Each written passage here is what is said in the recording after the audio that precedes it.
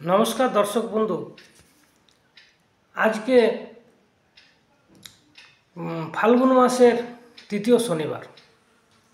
तो ये शनिवार दिन की करले आपनारा भगवानेर कृपा लाभ करते पारबेन सेटी आज के आमी विस्तारित बोले देब। এই শনিবারে কিছু লবণ নিয়ে মা কালীর বা বড় ঠাকুরের বা যে কোনো দেবতার আপনার বাড়িতে ভোগ প্রস্তুত করুন। সেই ভোগ ভগবানকে নিবেদন করে আপনারা প্রসাদ রূপে গ্রহণ করুন। দেখবেন অনেক কিছু গ্রহ দোষ থেকে আপনারা মুক্তি পাবেন এবং সংসারে শান্তি ফিরে আসবে এবং ভগবানের কৃপা লাভ করতে পারবেন।